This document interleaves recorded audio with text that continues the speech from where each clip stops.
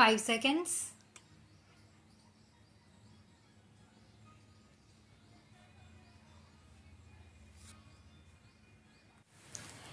Sir, the Essential Commodities Act was passed 5 years ago, and when the minister yesterday came with an amending bill, we expected that he would give us a brief report on the working of this measure for the last few years. But unfortunately, we are kept in the dark in regard to the exact working of the Act and the nature of the difficulties the minister is facing. Sir, as far as I know, many of the provisions of this enactment have been observed more in violation by his agents at the state level. The food minister may be very earnest, may be very able, and may be very anxious to see that the various provisions of the Act are implemented in the most effective manner at the state level, but unfortunately, his agents at the state level are not equally enthusiastic or equally anxious to observe the provisions of this enactment. The most important objectives of this enactment are to control the supply and distribution of commodities and to maintain a stable price level. In regard to both these aspects, I am afraid that the government has failed to realize the objectives in view. Some time past, when there was scarcity of food grains, attempts were made to make procurement from certain wholesale merchants and from rice mills.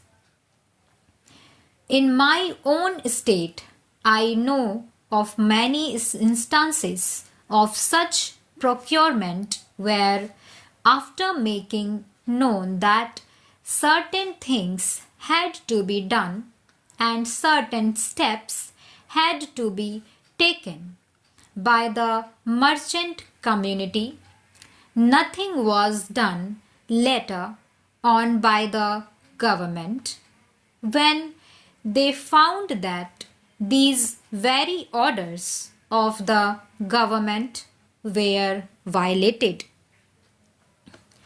As a result of the violations, there was a consequent rise in the price of food grains.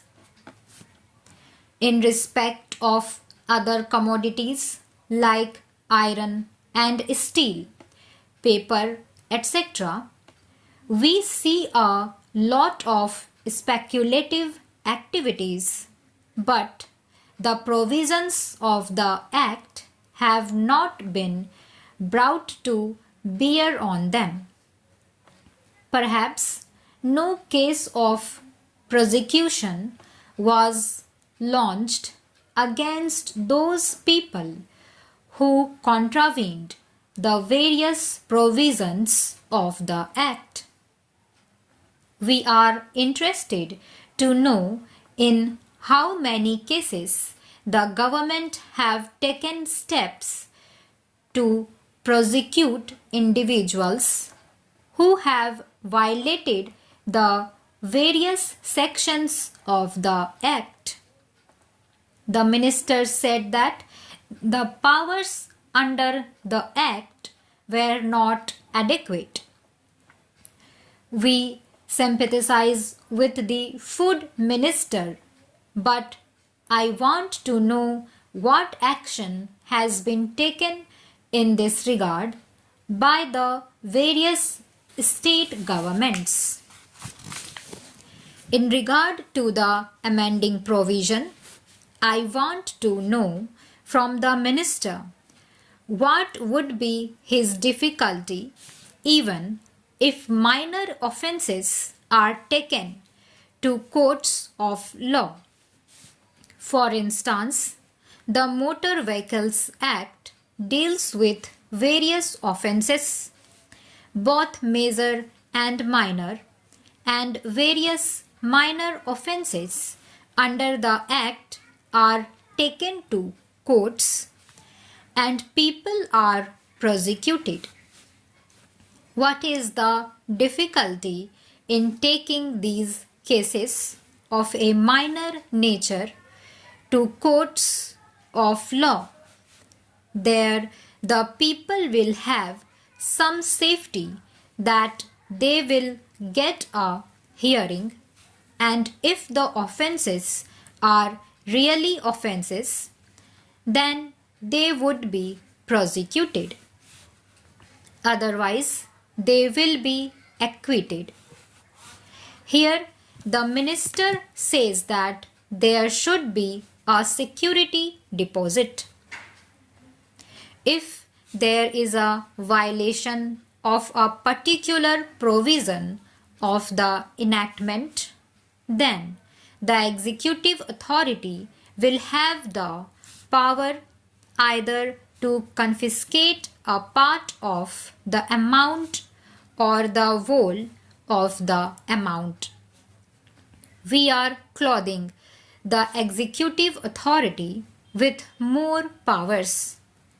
I do not grudge giving powers to the executive authority, provided they are used properly and effectively and in a most fair manner.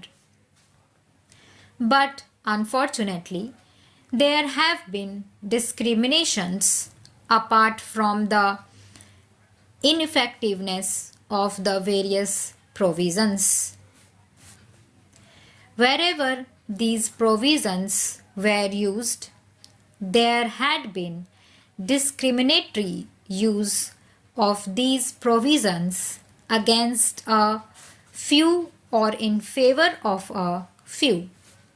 Normally, when officers are clothed with more powers, there is large scope for corruption. I feel that it would be desirable to avoid such malpractices, and it would be desirable, I think, that even for minor offences, the parties should have a chance to defend their actions. I do not think that this problem of dealing with minor offences will become complex or complicated in any way if we take them to courts of law.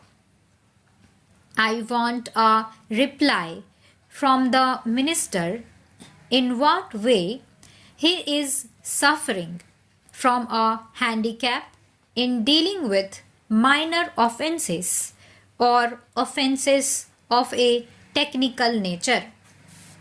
The honorable member made the point that even if this thing was acceptable to the House, he did not know what amount would be demanded as security. So, the minister should tell us what amount is normally expected from a licensee in all cases and what the offences are which are of a technical or minor nature which he has in view. We are not told which are major offences and which are minor offences.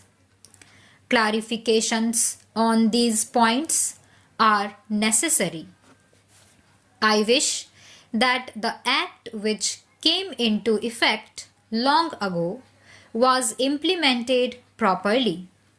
I know that the Minister here is very earnest in implementing it, but his colleagues at the state level and at the central level are disappointing him. Stop.